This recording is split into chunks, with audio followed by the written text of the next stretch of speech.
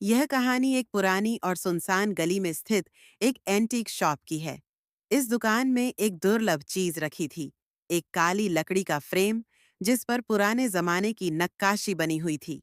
देखने में तो वह फ्रेम आम जैसा ही लगता था, मगर उसके साथ एक चेतावनी लिखी थी। सूरज ढलने के बाद इस फ्रेम में कुछ भी न लगाएं। एक युवा चित्रकार जो अजीबोगरीब चीजें इकट्ठा करने का शौकीन था, उस दुकान में आया।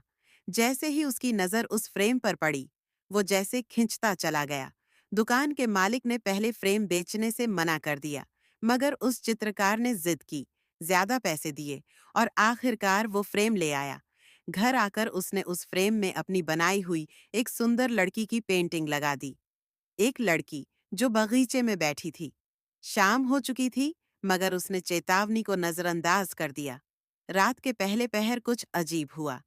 चित्रकार ने महसूस किया कि दीवार से कुछ टपक रहा है। उसने उठकर लाइट जलाई और देखा कि पेंटिंग से लाल रंग जैसा कुछ गिर रहा था।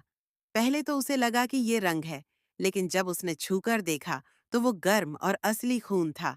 वो डर गया, लेकिन उसे लगा शायद ये थकान या मानसिक भ्रम है। मगर अगली रात वही दृश्य फिर दोहराया गया। इस बार पेंटिंग में लड़की की आंखों से खून बह रहा था। और तीसरी रात वो लड़की पेंटिंग से बाहर आ गई। ठंडी हवा चली, लाइट बंद हो गई और चित्रकार ने देखा वो लड़की उसके सामने खड़ी थी। वो शांत आवाज में बोली, मेरा कत्ल इसी फ्रेम के सामने हुआ था। मुझे इस फ्रेम में कैद कर दिया गया और जब भी कोई नई तस्वीर इसमें आती है, मेरी रूह जाग उठती है। चित्रकार की सांसें थम गईं। लड़की ने धीरे धीरे बताया कि सालों पहले एक कलाकार ने उसे धोखे से मार डाला था और उसकी लाश को उसी फ्रेम के पीछे दीवार में चिनवा दिया गया था। उसी पल चित्रकार ने दीवार तोड़ने का फैसला किया। जब उसने हथौड़ी से दीवार को तोड़ा, अंदर से एक कंकाल निकला और एक डायरी। उसमें लिखा था, मैंने उसे सुंदरता में कैद कर दिया। अब वह हर उस पर नजर रखती है जो हिम्मत करता है।